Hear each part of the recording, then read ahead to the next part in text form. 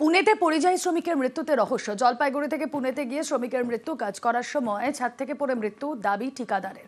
দেহের ছবি পাঠালে মৃত্যু ঘিরে সন্দেহ পরিবারের।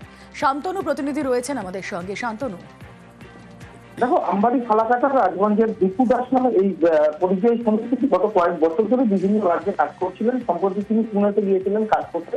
সেখানে একটি নির্মাণকারী সংস্থার হয়ে তিনি কাজ করছিলেন। একটি বিল্ডিং এর কাজ করতে গিয়ে গত মঙ্গলবার তার মৃত্যু হয়েছে বলে খবর জানতে পারে পরিবার। এবং বুধবার দিন তার সেই ঠিকাদার সংস্থা যে ছবি পাঠিয়েছিল ময়নাতদন্তের পর, তাদেরকে কিন্তু পরিবারের সন্দেহ হয় শুধু তার থেকে পরিযায়ী মৃত্যু হয়নি, এর পেছনে অন্য কোনো রহস্য আছে, অর্থাৎ খুনের দিকে ইঙ্গিত পরিবারে। পাশাপাশি এই ঘটনায় কিন্তু স্থানীয় বিধায়ক থেকে শুরু করে পঞ্চায়েত প্রধান যিনি রয়েছেন তিনিও কিন্তু সন্দেহ প্রকাশ করছেন। কারণ অন্য রাজ্যে যারা পরিযায়ী শ্রমিক যাচ্ছেন, বিশেষ করে বাংলা ভাষী, তাদের উপর নানাভাবে নির্যাতন হচ্ছে, অত্যাচার হচ্ছে, সেরকম ঘটনা একাধিক ঘটনা সামনে এসছে। সুতরাং এই ঘটনার পেছনে সেরকম হয়তো কোনো ঘটনা থাকতে পারে, সেই নিয়েও সন্দেহ প্রকাশ করেছে। একই সন্দেহ প্রকাশ করেছে পরিবার এবং বিধায়ক থেকে শুরু করে পঞ্চায়েত সদস্য থেকে শুরু করে প্রতিবেশীরা।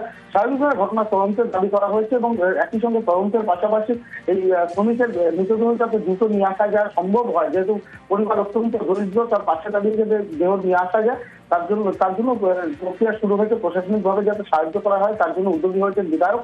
একই সঙ্গে তিনি তদন্ত দাবি করেছেন এবং শ্রম দপ্তরের মাধ্যমে সেখানকার সরকারের সঙ্গে যোগাযোগ করা এবং কি কারণে মৃত্যু হয়েছে তার পোস্টমর্টম রিপোর্ট, সেই সঙ্গে পুলিশ যাতে তদন্ত করে প্রকৃত তথ্য সামনে আনে সেই দাবিও কিন্তু বিধায়ক করেছেন। একটি দাবি করেছে পরিবারের সদস্যরা, কারণ একজন কাজে গিয়েছিল ভিন রাজ্যে, সেখানে হঠাৎ করে তার মৃত্যু হলো। মঙ্গলবার মৃত্যু হয়েছে বলে ঠিকাদার সংস্থা জানিয়েছিল, তার আগের দিনই তার এই শ্রমিকের মারা মৃত্যু হয়েছে। মঙ্গলবার মৃত্যুর পর বুধবার যখন, অর্থাৎ গতকালকে যখন ছবি রাতের দিকে পায় পরিবার, তখনই কিন্তু সন্দেহ দানা বাঁধে। অর্থাৎ ছাদের থেকে পড়ে গেলে, অর্থাৎ বহুতল থেকে পড়ে গেলে যে ধরনের আঘাতের চিহ্ন থাকবে তার চাইতে অন্যরকম চিহ্ন, অর্থাৎ গলায় আঘাতের চিহ্ন দেখা গেছে। সুতরাং সেই আঘাতের চিহ্ন অন্য কোনো আঘাত হতে পারে, সেই সন্দেহ প্রকাশ করা হয়েছে। এখন আছে দাদা আমার পুনে। দাদা দীর্ঘদিন ধরে বাইরেই কাজ করে, পুনে, ব্যাঙ্গালোর, চেন্নাই কন্ট্রাক্টরের আন্ডারেই থাকে। ফটো দেখে মনে হচ্ছে যে এটা দুর্ঘটনা কিছু হয়েছে। তো আমরা পোস্টমর্টম রিপোর্টটা দেখতে চাই, ফোন করে বলেছিল যেতে বলছে, কিন্তু আমাদের তো যাওয়ার সম্ভব না এখান থেকে। দাদাকে যদি আনার ব্যবস্থা করে দেয় আমাদের রাজ্য সরকার, তাহলে আমরা খুব খুশি হব। আমরা চেষ্টা করবো তাড়াতাড়ি অতি সত্ত্বর যাতে বোম্বে থেকে সেই ডেড বডিটা নিয়ে আসা যায়। আমরা চেষ্টা করব, কমিশনার সাহেব তাই বললো। যেটা শুনলাম ওদের পরিবারের মুখ থেকে যে আঘাত কিছু আছে এবং পোস্টমর্টম অলরেডি হচ্ছে, আসলে পরেই আমরা চূড়ান্ত কীভাবে ঘটনাটা ঘটল। দিল্লিতে অত্যাচারিত বাংলা শ্রমিক, শিশুর উপরেও অত্যাচারের অভিযোগ, বাংলা বলায় বাংলাদেশি তকমায় নির্যাতন। কলকাতায় ফিরে দিল্লি পুলিশের নামে থানায় অভিযোগ, মালদার চাঁচলের বাড়িতে ফিরলেও এখনো আতঙ্ক। পরিযায়ী সাজিনুর খাতুনের পাশে বাংলার প্রশাসন। এখানে আমাকে নিয়ে যাওয়া হয়েছে, যেখানে টাকা নেওয়া হয়েছে, যেখানে মারধর করা হয়েছে, ওই জায়গাটা ওরা নিয়ে আসছে না কামড়াতে। মঙ্গলম হসপিটালের কাছে একটা নিযুক জায়গা আছে পার্কের মতো, ওইখানে নিয়ে যাওয়া হয়েছিল, ওই জায়গাটা ওরা দেখাচ্ছে না। আচ্ছা, কি করা হয়েছিল ওখানে নিয়ে গিয়ে? ওখানে যেয়ে আমাদেরকে মারাধরা করা হয়েছিল, পয়সা চেয়েছিল, আমার স্বামীকে বারবার ডাকছিল, আমি ডাকিনি, তার জন্য আমাকে মেরেছিল। কত টাকা নেওয়া হয়েছিল? 25,000 টাকা নিয়েছিল। কজন ছিল তারা? ওরা 4 জন ছিল, 2 জন মহিলা 2 জন পুরুষ। কি বলেছিল? সই না করলে জেলে ভরে দিবে আমাদেরকে ওরা, আমার স্বামীর সাথে দেখা করতে দিবে না, শাশুড়ির সাথে দেখা করতে দিবে না। কাগজগুলো কি ভাষায় লেখা ছিল দিদি? হিন্দি ভাষায়, ইংলিশ ভাষায় এরকম লেখা ছিল। আপনারা সেটা বুঝতে পারেননি যে কি লেখা? বিকল্প উপায় কি আপনি? এখানে যতই করব, এটা দেশের বাড়ি, এখানে কি কর্মসংস্থান চান? এখানে কাজ চান? হ্যাঁ চাই। তাহলে আর দিল্লি যাবেন না ফিরে? না, আর কাজ মিলে গেলে কিসের জন্য যাব দিল্লি? যদি এখানে কাজ না হয় তাহলে কি আবার ফিরে যাবেন দিল্লি? সরকার আপনারা ব্যবস্থা করবে, নিজে ওনা বলেছে যখন ব্যবস্থা করবেই। পাশে আছে সরকার। পরিযায়ীদের দ্রুত কাজের ব্যবস্থা, ভিন রাজ্য থেকে ফেরা পরিযায়ীদের বাংলায় কাজ, দ্রুত কাজের ব্যবস্থা করতে জেলা শাসকদের নির্দেশ। জেলা শাসকদের নির্দেশ নবান্নের। কথা বলবো সোমরাজ বন্দ্যোপাধ্যায়, আরো বিস্তারিত জানাতে পারবেন সোমরাজ। দেখো, পরিযায়ী শ্রমিকদের উপর বিশেষভাবে নজর দেওয়ার নির্দেশ দেওয়া হয়েছে। আর জেলা শাসকদের নিয়ে দীর্ঘ কয়েক ঘন্টা ধরে রাজ্যের মুখ্য সচিব বৈঠক করেন এবং সেই বৈঠকেই নবান্নের তরফে স্পষ্ট নির্দেশ দেওয়া হয়েছে যে সমস্ত পরিযায়ী শ্রমিকরা ফিরে আসছেন তাদের অবিলম্বে কাজ দিতে হবে।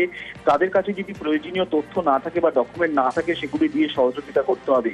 কর্মশ্রী প্রকল্পের মাধ্যমে তাদের এই কাজের সুযোগ দিতে হবে। শুধু তাই না, রাজ্য সরকারের যে বিভিন্ন প্রকল্পগুলি রয়েছে সামাজিক সুরক্ষামূলক, সেই প্রকল্পগুলির সুবিধাও তাদের দেওয়ার ব্যবস্থা করতে হবে।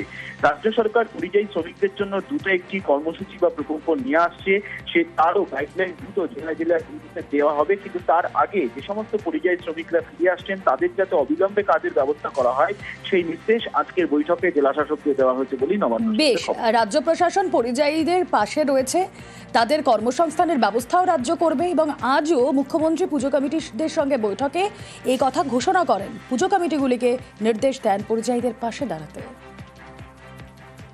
যারা অত্যাচারিত হচ্ছে, নিপীড়িত হচ্ছে, জেলায় ফিরে আসছেন, দরকার হলে ক্লাবের পক্ষ থেকেও, প্রশাসনের পক্ষ থেকেও তাদের একটু নতুন জামা কাপড় দেবেন।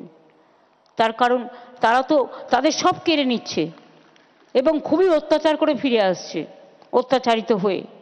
কিন্তু এই অত্যাচার আমরা পছন্দ করি না, আমরা কারো উপর করব না।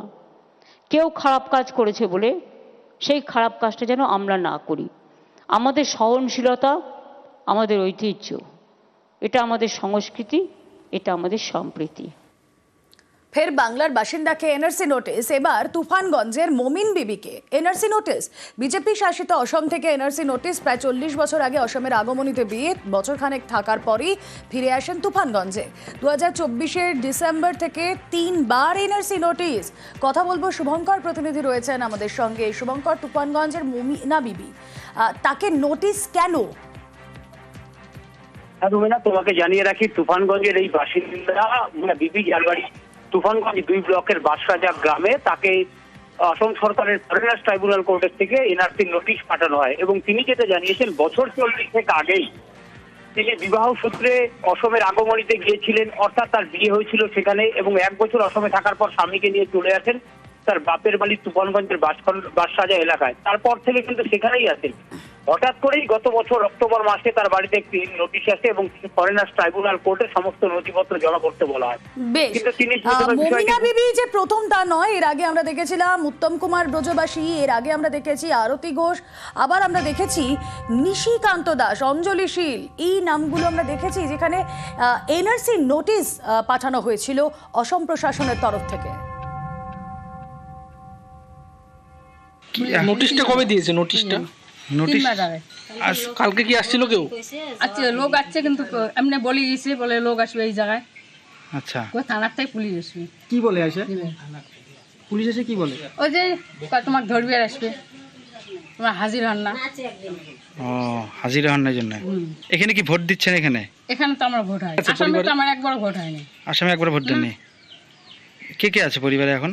কে কে আছে? 2 ছেলে আছে, বউ আছে। কালকে আসছে, আইসে বলে যে ওর থেকে 2টা নোটিশ দেওয়া হয়েছে, 2-3টে, তাহলে ওটার তো যাওয়া নেই এখনো, কাল বছর মধ্যে করে দেওয়া লাগবে ধুবড়ি। কে বলেছে এটা? আসে এরা থানা থেকে কি আসে? আপনার কি অনুপ্রবেশকারী? না না, আমার তো এখানকার জন্ম, এখানকার বাসিন্দার। আমার দাদু এখানে, আমার মার জন্ম এখানে। 40 বছর 42 বছর বয়স আমার। এখন কি আতঙ্কিত আছেন এই নোটিশে? হ্যাঁ, তা তো অবশ্যই।